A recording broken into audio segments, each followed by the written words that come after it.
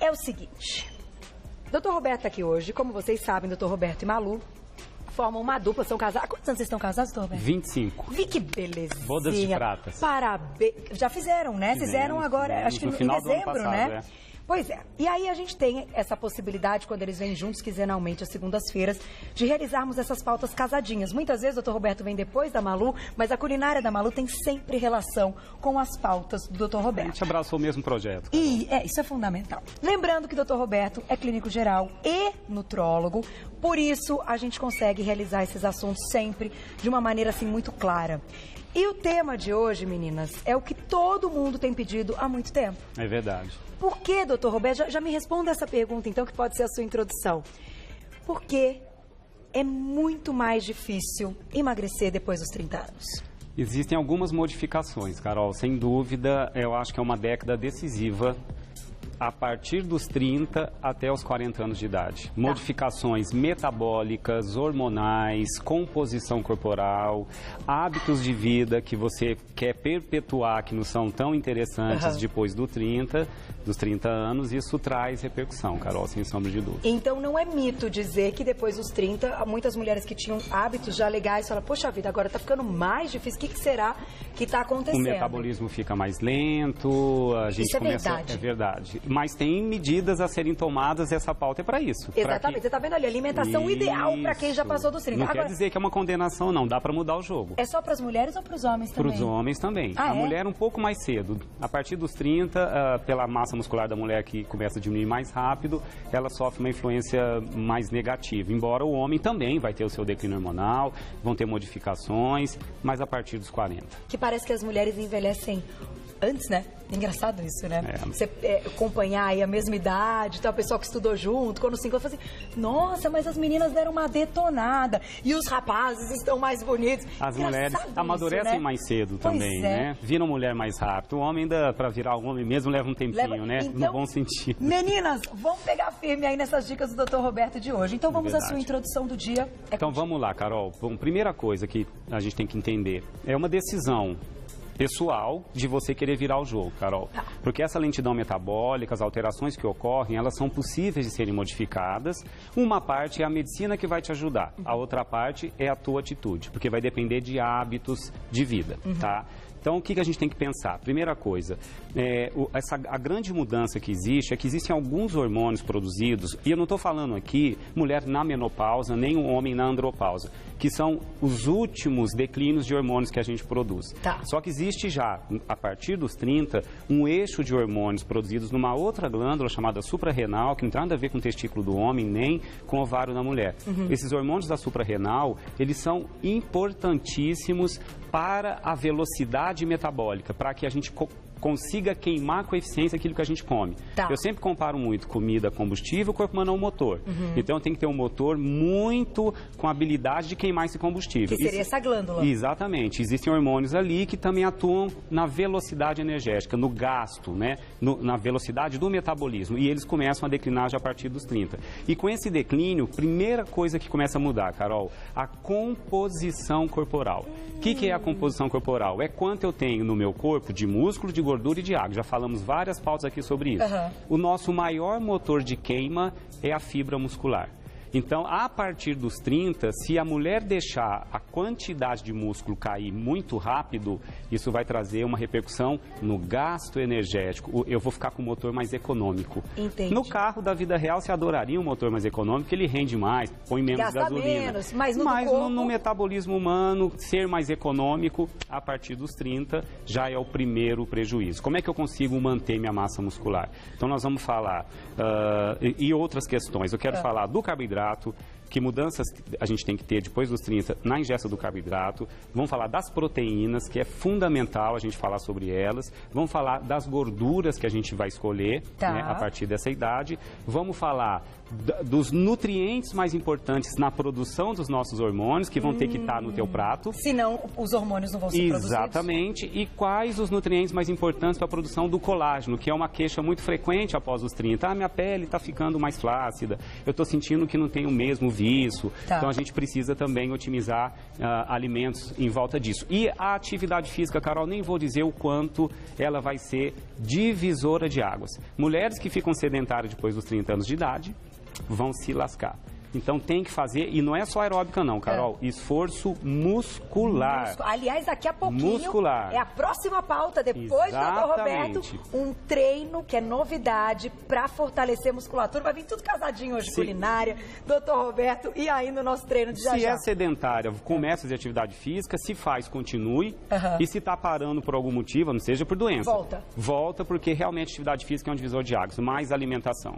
Primeiro item na tela, e aí eu pergunto para o Dr. Roberto, que é o seguinte, eu acho que são as proteínas, né, Mar? Vamos lá, o que a gente me dá nas proteínas, pode ser, tanto faz. A ordem dos fatores não altera. E aí, sabe o que eu me lembro? E aí o pessoal de casa pode se lembrar, ou se identificar, ou lembrar de alguém. Que na época da escola, quando era ali adolescente, mais novo, tava super magrinha, aí de repente engordou e falou, gente, mas eu não mudei nada, que nunca tinha feito exercício a vida inteira, sempre foi magra, e depois dos 30... Cadê aquela barriguinha bonitinha, sequinha? Não tem mais, porque os hábitos continuaram os mesmos, mas a idade mudou, né? É verdade. Então isso é um clássico. Sim, sem dúvida. Que proteínas a gente tem que colocar, então, no nosso prato? Vamos lá, Carol. Primeira coisa, o aporte proteico, ele é fundamental para a produção hormonal. No final, ainda vamos falar aqui dos alimentos mais importantes. Só que a proteína, a gente tem de origem animal e vegetal. A proteína de origem animal, ela vem acompanhada da gordura animal. Tá. E o que os estudos mostram, nós vamos falar das gorduras, é que a gordura de origem animal, que é a gordura saturada, em quantidades excessivas, já traz um risco maior de doenças cardiovasculares. Tá. Então, a mulher, a partir dos 30, já tem que começar a se cuidar para não ter mais infarto aos 50, aos 60. Então, ela tem que priorizar gorduras mais magras ou menos saturadas, que são as poli e a mono. E a proteína animal vem acompanhada da gordura animal. Então, tem que pensar nas proteínas magras. E nas fontes vegetais de proteínas, que também existem, e a gente pode colocar no cardápio. A gente precisa diminuir um pouquinho o carboidrato, a gente já vai falar isso, e aumentar um pouco o aporte proteico. O aporte proteico é fundamental para a renovação das fibras musculares, da produção hormonal, só que fontes magras. Onde estão as fontes magras de proteínas? Alguns exemplos, ó. Eu trouxe aqui os mais importantes, as fontes magras mais saudáveis. Existe a carne magra, existe, mas tem um pouquinho da gordura saturada. Ainda é mais eu prefiro que priorize os peixes, não que não possa comer uma carne vez ou outra, não é isso. Mas priorize mais os peixes, porque os peixes são fontes de proteínas com menos gordura, principalmente os peixes mais magros, como a truta, o filezinho de pescada, né? Os peixes mais gordinhos, que são salmão, atum, eles têm um pouco mais de gordura, mas não é uma gordura tão ruim, porque é uma gordura poliinsaturada. Perfeito. E a gordura poliinsaturada não é tão lesiva em termos de risco na nossa saúde. Como a gordurinha da carne. Exatamente. Então eu posso escolher peixes, eu coloquei aqui o ovo, porque o ovo é fantástico. Hoje eu posso dizer de coração que o ovo seria um alimento funcional. Como? Um alimento que só vai trazer benefícios, porque todos os malefícios dos ovos caíram por terra pelos últimos estudos. E é muito gostoso. O ovo, ele é fonte de proteína, ele é fonte de caroteno, que é um antioxidante na gema, ele é fonte de colina, que ajuda no cérebro para manter a memória. Então, ele é um alimento considerado saudável, só não pode fritar. Porque se fritar, então prefiro que faça cozido, ou mexido com um fiozinho de azeite. Né? É uma delícia. Temos o iogurte, eu trouxe o desnatado, como fonte de proteínas magras. Certo. O iogurte desnatado. Poderia ter o franguinho? Poderia ter o frango, sem a pele, né? E o iogurte eu trouxe por causa do cálcio, né? A mulher depois dos 30 vai precisar do cálcio para manter seus ossos, né, saudáveis após a menopausa, né? Aqui a gente tem as proteínas também vegetais, porque elas também vão fazer parte dessa escolha. De proteína vegetal eu trouxe o amaranto aqui na frente, trouxe o grão de bico como escolha de leguminosa, mas teria ervilha, lentilha, sem problema nenhum. Trouxe aqui a quinoa, que é uma boa fonte de proteína vegetal. O amaranto que estava na receitinha da Malu. Também, E os cogumelos comestíveis, que também aqui eu trouxe o shimeji, que eles são fontes proteicas vegetais muito interessantes. E tudo aqui tem baixas calorias. O salmão um pouquinho mais alto, só não mas exagerar assim, na quantidade. Aí vamos falar sempre de quantidade, né? Qualidade nutricional. Aqui, boas fontes proteicas saudáveis de origem animal e vegetal. Não coloquei propositalmente aqui um embutido, não coloquei um bacon, não coloquei uma carne gordurosa, até porque é essa escolha que deve ser diminuída. A gordura saturada deve ser diminuída. Entendi. Que a gente vai falar das gorduras também. Então, vou fazer o seguinte, vou colocar uma perguntinha do público e também vou deixar uma pergunta minha. Vamos lá, perguntinha do público na tela. Quem escreveu pra gente é a Valéria. Beijo, obrigada. Os alimentos termogênicos funcionam nessa dieta, então vamos dizer assim, funcionam nessa fase? Eu vou dar um recado, já volto. E eu te pergunto para complementar aqui o grupo das proteínas. Todas as refeições do dia, quando dizem temos que fazer pelo menos 6 refeições, café da manhã, lanchinho, almoço, lanchinho, jantar e uma ceia, todas elas precisam ter proteína? Você já me conta. Até daqui a pouco. Adoro saber essas coisas. Agora, para tudo que você está fazendo, porque o negócio é o seguinte. Ele entrou num grupo que muita gente pergunta, que é tal dos termogênicos. Depois dos 30, eles têm o mesmo efeito que antes dos 30 ou... Não dá pra gente garantir tudo com eles, doutor Roberto. Os termogênicos, eles otimizam um pouquinho o gasto energético, são bem-vindos, desde que não se exagere na dose. Né? O termogênico em excesso, geralmente tem ou cafeína, ou tem xantina, são substâncias que podem aumentar o número de batidas do coração, a frequência cardíaca. É óbvio, eu acho que a partir dos 30 a mulher ainda está saudável, não tem nenhum problema. Pode colocar os termogênicos no prato em quantidades corretas, que são interessantes. O chá verde, tem a própria cafeína, mas em níveis sempre controlados, né, Carol? Com orientações, né? Então, pra gente fechar esse primeiro tema das proteínas que a gente deve aumentar, minha pergunta foi: em todas as refeições do dia, ou seja, em 6 refeições, que é o que normalmente a gente tem na mente, comer de 3 em 3 horas e tal, se em todas elas a gente tem que ter proteína? A minha opinião, sim, Carol. Embora na nutrição convencional não existe uma obrigatoriedade de você ter que colocar em toda a refeição. O que importaria é o total ingerido do dia. Então, existe uma variação de 15%, que é o recomendado como minimamente do total de calorias que eu vou comer, pelo menos 15% tem que ser proteína. Em alguns casos pode aumentar um pouco para 20%, até 30%, dependendo de cada caso. Mas eu acho interessante estar em cada refeição, sim, Carol, porque a proteína, ela, quando digerida, vira aminoácido. E aminoácido é um nutriente que, quando absorvido, ele estimula a liberação mais rápida de um hormônio chamado glucagon, que é um hormônio que, no intervalo das refeições, um pouquinho depois que você comeu, algumas horas depois, ele começa a mobilizar suas reservas de gordura corporal antes de você comer de novo. Porque a gente tem que comer, estocar um pouco dessa energia e queimar essa energia. Quando eu falo energia, é glicose. Glicose que não é queimada vira tecido adiposo, vai para as células de gordura. Se tem um pouco de proteína, ela já... A proteína estimula a liberação de um hormônio chamado glucagon, que faz o teu corpo utilizar a sua reserva de gordura com mais eficiência. Entendi. Algumas horas depois da refeição, fazendo o oposto da insulina, que, aliás, é o que a gente pode falar agora, que são os carboidratos. Entrando já nos carboidratos. É aqui que mora um dos perigos. Doutor Roberto, você sabe que muitas vezes no programa a gente fala, e eu brinco, gente, não, é tudo brincadeira, né? Até porque quem vai dizer aí, condenar ou não, são os médicos. Mas quando a gente fala do grupo dos carboidratos e do açúcar e farinha branca e tal, eu chamo de veneno, porque assim... Em 6 anos entrevistando vocês profissionais, eu não vi nunca ninguém falar, poxa, mas é bom, de repente um dia você vai lá, come um docinho, é sensacional, vai te fazer super bem. Não, vai matar a sua vontade, mas fazer bem não vai. Não tem como, Então Carol. Eu entrei nesse lance de, então tá bom, são os inimigos, eles são vilões. Como é que a gente faz com que eles sejam, então, mocinhos depois dos 30? Vamos lá. Primeira coisa, Carol, imaginar que carboidrato é o alimento que mais vira energia. Ele vira glicose. Glicose é um combustível que o corpo precisa. A gente precisa da glicose para que as células funcionem. Eu não posso deixar que ela sobre. A sobra da glicose que vem do carboidrato com a sobra de um nutriente que vem das gorduras, que é o ácido graxo. A sobra desses 2 nutrientes é que o corpo cola, né, através da ação de um hormônio chamado insulina e joga para dentro do seu tecido adiposo. Vira gordura. Então, se eu erro no carboidrato e na gordura, eu me lasco. É difícil errar em proteína. Quando eu falo da proteína, só não exagero, porque o excesso de proteína também faz mal, mas a quantidade adequada. E a maior fonte de glicose vem do carboidrato.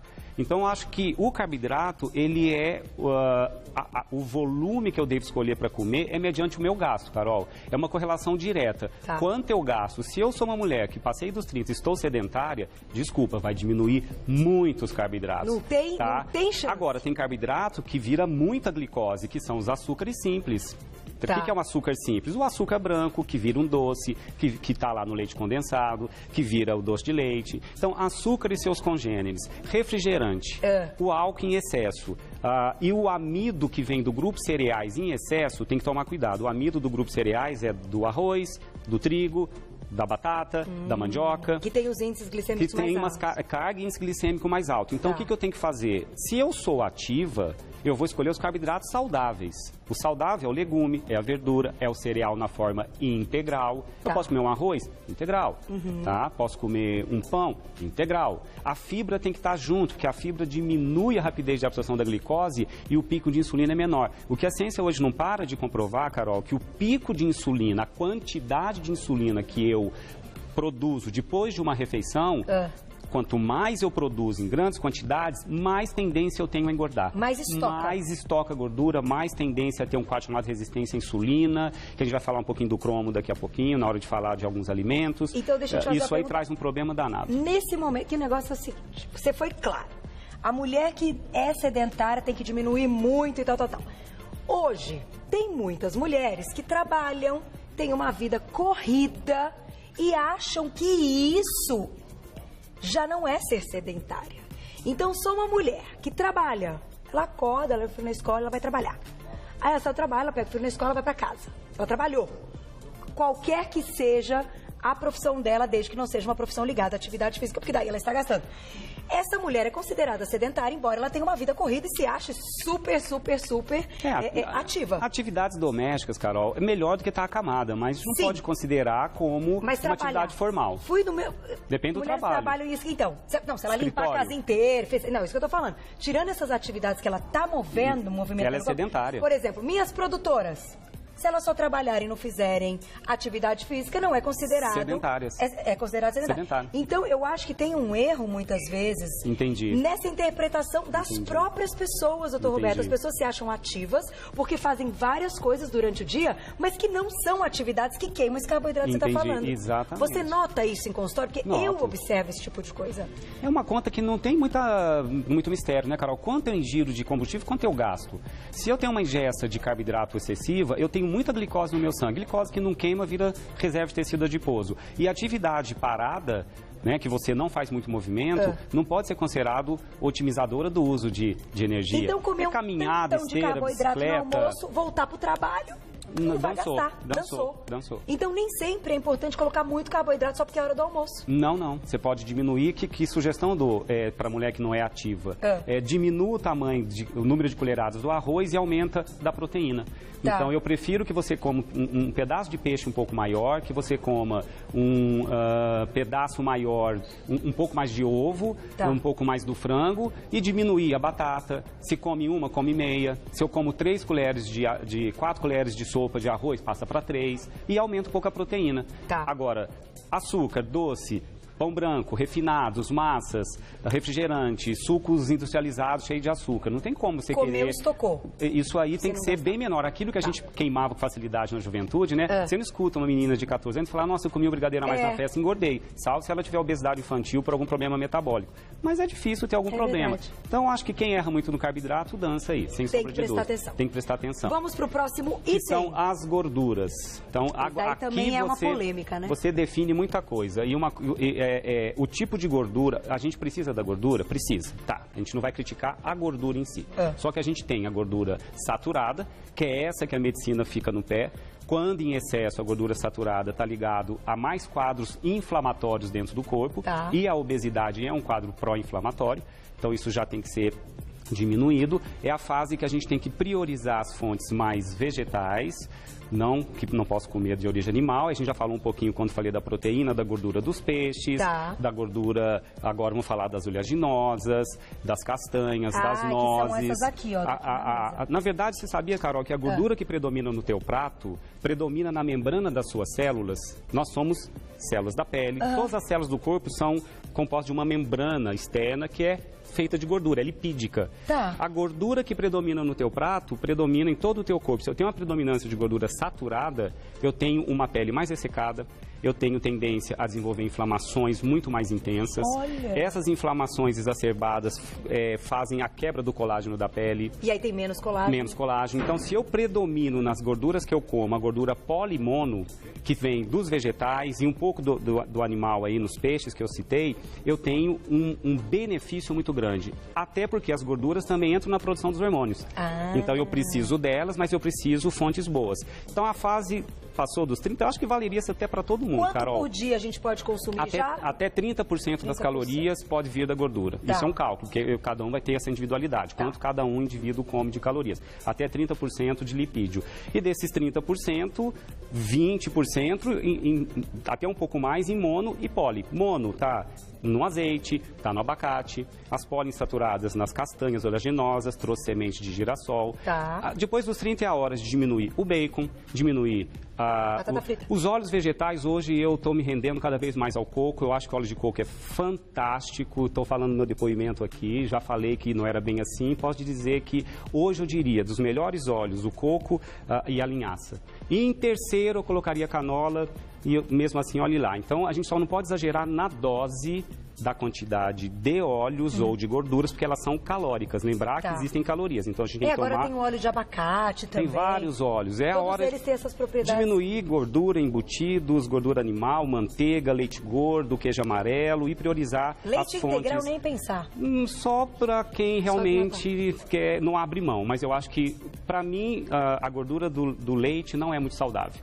Tá. Ela é saturada. Ela é a que mais entope vaso sanguíneo. É melhor então, desnatada. fontes desnatadas. Bonitinho. Tá? Se tiver problema com lactose, tudo bem, olha a versão sem lactose, sem problema nenhum. Tá. Mas aqui vamos priorizar isso. E a gente tem outros nutrientes que vão complementar a produção e o funcionamento dos órgãos que produzem hormônios. Então, quero dar uma ênfase aqui no iodo, no selênio e no cromo, tá? Que são otimizadores da produção hormonal. Tá? É o nosso próximo item? É um próximo item. Vamos colocar o próximo item. Já vou colocar mais uma perguntinha do público para o Dr. Roberto responder agora. Aí, entra uma perguntinha. Então, peraí, antes da gente ir pro próximo item, perguntinha do público. Alene, um beijo, lindona. Quais os exercícios principais para serem praticados junto com a alimentação nessa fase? Então, você citou, não adianta só aquele aeróbio, precisa pegar ferro. Precisa de força muscular. Sem a força muscular, existe um hormônio chamado IGF-1 que a gente produz, que atua na renovação da nossa fibra muscular. Esse IGF-1 é um hormônio chamado reconstrutor. Tá. A gente, durante o sono, tem que reconstruir um monte de tecido que a gente catabolizou. Né? A gente desgasta o corpo durante o dia e recupera durante a noite. Então, esse IGF-1, ele é importantíssimo para manter sua massa muscular. A gente começa a declinar a partir dos 30. Só lembrar que os declínios muito acentuados, Carol, quando muito intensos, eles podem ser revertidos por modulação hormonal. Não é o tema dessa pauta. Mas a medicina já sabe abordar isso, né? Converse com seu médico sobre isso, sobre bioidênticos. É uma fase que a medicina também consegue interferir em declínios acentuados, quando muito acentuado. Quando isso ocorre por uma condição jovens, específica. Né? Mulheres com 30 anos com declínio hormonal como se tivesse 50. Isso é algo que pode ser revertido. Esse GF1, ele, quanto mais ele circula em níveis adequados no teu sangue, mais ele ajuda você a manter músculo. E o que estimula o GF1? A proteína do alimento. Por isso que a gente precisa da proteína do alimento. Noites bem dormidas, porque ele é produzido no sono profundo. Quem tem insônia produz menos GF1 e tende a ter menos massa magra. E o esforço muscular. Sem o esforço muscular, não existe estímulo para a produção de GF1. Deixa eu aproveitar e fazer um parênteses. Perguntaram outro dia. Pilates pode ser substituído pela musculação, que a gente faz força só que com a força do próprio corpo e não com peso extra. O que você acha? Existem as atividades físicas que você faz o esforço muscular, você tem que fazer um esforço para se manter numa posição. Tá. É uma maneira... Isometria, né? Isso, é uma maneira de estimular. Não é tão ruim. Legal. O Pilates,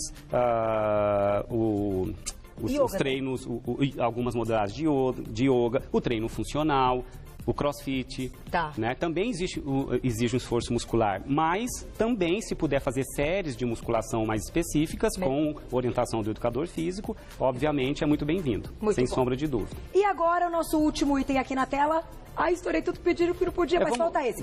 Vamos resumir já os dois. Alimentos e produção de colágeno e tinha um outro anterior. É de produção hormonal, que a gente já vai falar tudo agora. Carol, agora eu vou dar uma encerrada mostrando tudo o que é mais importante. Mulheres que estão em casa agora, preste atenção. Eu fiz um resumo de alguns alimentos extremamente interessantes do ponto de vista metabólico e para garantir a nossa produção hormonal. E para garantir a produção do colágeno, que é a nossa proteína da pele, que deixa ela firme, tá? Então vamos lá. Aqui eu trouxe primeiro, Carol, alguns alimentos que eu consideraria fantástico na ação dos hormônios e na proteção. Trouxe aqui o inhame, Tá. No inhame existe uma proteína chamada protodiocina que estimula os hormônios da suprarrenal.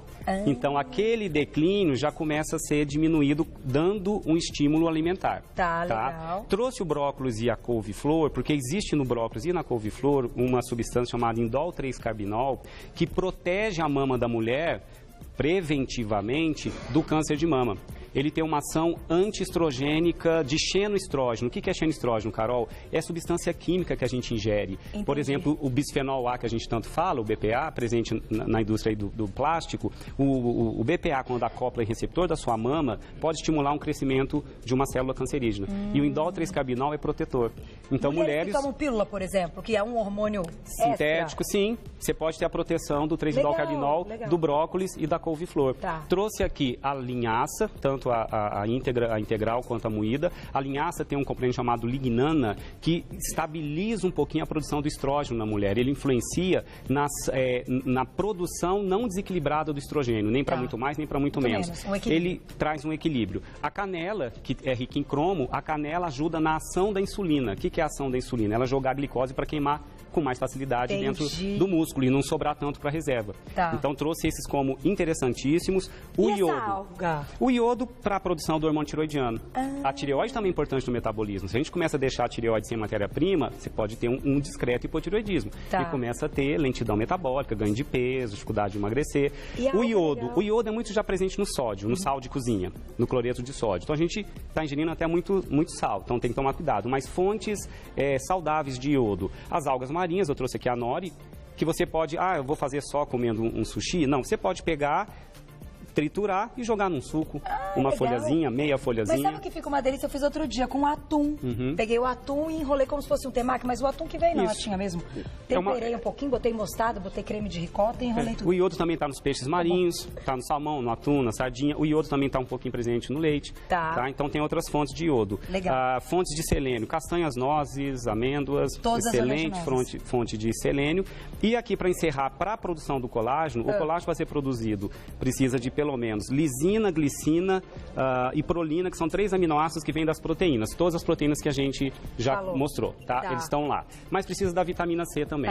Então aqui eu trouxe limão, laranja, kiwi. A cenoura é fonte de glicina, é uma exceção do reino vegetal. Ervilha é fonte de glicina. São 3 aminoácidos mais a vitamina C que ajudam na produção do colágeno. Tudo que está aqui, mais esse último que eu expliquei, ingira com mais frequência para manter o colágeno da sua pele. E se não passou dos 30, já faça isso de prevenção, que com certeza vai ser muito melhor o resultado. Concordo, Carol. Obrigada mais uma vez. Eu que agradeço. Chegaram muitas perguntas para o Dr. Roberto no nosso Insta. Ele sempre consegue responder. Claro que você vai encontrar o trabalho dele também no Insta dele, que é @doutor, né? Tem o doutor. Que o meu Insta é @Dr. Roberto Navarro. O doutor é abreviado. Então, @doutor abreviado. Roberto Navarro, tudo junto. Lembrando que o Dr. Roberto é clínico geral e nutrólogo e tem o site nutrasaudenacozinha.com.br, que é essa parceria aí do casal grande chefe Malu e Dr. Roberto, que são casados, como ele já contou, né, há tantos anos, e é muito legal essa parceria. Entra no site, siga, porque, olha, assim, você sabe o quanto, muitas vezes eu quero passar algumas dicas. E, às vezes, eu posso não só ser mal interpretada, mas as pessoas falam, mas espera aí, Carol, como é que você está falando isso se você sabe disso? Porque eu aprendo com eles. Então, muitas vezes, eu estou repetindo... conversa de bastidor também, né, Carol? Estou repetindo o que eles dizem para fazer as pessoas melhorarem. Então, assim, eu tenho fome na hora do almoço, mas se você fizer um pratão de arroz e feijão, depois não adianta chorar que vai ter um barrigão, porque vai aumentar. Não é, doutor Roberto? Tem que escolher boa proteína, boas fibras, claro, arroz e feijão é carboidratos. maravilhoso, mas não bota um pratão. Uma colher, 2 de cada um e já vai ser. Não é culpa nossa. Mas cuidado com o volume, entendeu? né, Carol? As pessoas ficam brigando, não, mas eu como sim, pode. Muita calma nessa hora, gente. Do remédio pro veneno é a dose. É a dose. Doutor Roberto sabe tudo. Obrigada mais uma vez. Adoro recebê-lo. E assine embaixo com tudo que você falou. Obrigado, Até Carol. a próxima. Até a próxima. Obrigadão. Tchau. Olha...